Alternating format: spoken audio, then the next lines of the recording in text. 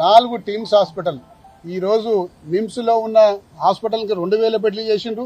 Sanath Nagar, Alwal, LB నగర్లో దాదాపు 3000 బెడ్ల hospital యొక్క ఫౌండేషను 2022 ఏప్రిల్ 20 నాడు వేసిండు.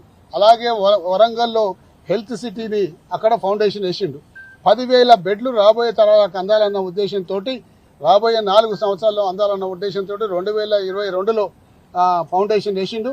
వేస్తే దాదాపు బీఆర్ఎస్ హయాంలోనే దాదాపు 5-6 అంతస్తుల రూఫులు పడ్డాయి. కానీ గడిచిన 3 సంవత్సరాలలో ఈ 3 సంవత్సరాలలో ఎక్కడ కూడా ప్రోగ్రెస్ లేకుండా నత్తనడక నడిపించి ప్రజలు ఇది కేసీఆర్ గారు చేసిందని చెప్పి మర్చిపోయినాకనే మేం చేసినట్టు కనిపించాలని ఒక చెడ్డ ఆలోచనతో దాన్ని స్లో డౌన్ చేసిండ్రు.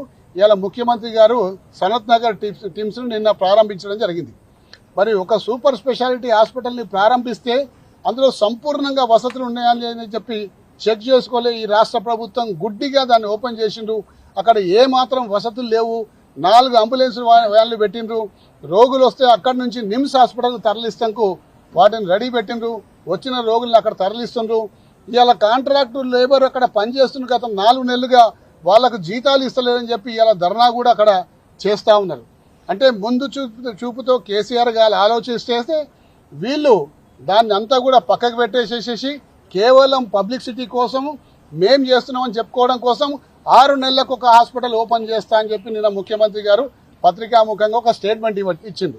6 నెలలకు ఒక హాస్పిటల్ అంటే ఏ హాస్పిటల్ ఓపెన్ చేస్తాడు? ఇవాళ ఈ హాస్పిటల్ ఓపెన్ చేసిండు, రేపు అల్వాల హాస్పిటల్ ఓపెన్ చేస్తాడు, ఎల్లుండి మళ్ళీ దాని తర్వాత ఇంకో 6 నెలలకు ఎల్బీ నగర్ హాస్పిటల్ ఓపెన్ చేస్తాడు, ఇంకో 6 నెలలకు వరంగల్ హాస్పిటల్ ఓపెన్ చేస్తాడు. అంటే కేసీఆర్ గారు ముందు చూపుతోటి ఫౌండేషన్ వేసి దాదాపు సగం పూర్తయిపోయిన హాస్పిటల్ని ఇవాళ కంప్లీట్ చేసి ఆయన పూర్తి చేసినట్టు ఇవాళ నిజంగా చెప్పుకునే ప్రయత్నం చేస్తున్నందుకు చాలా నీచమైన పని. రాజకీయాల్లో ఇంత నీచ స్థాయికి దిగజారి ఇవాళ చేస్తున్న ఏ రాష్ట్ర ముఖ్యమంత్రి కూడా లేడు.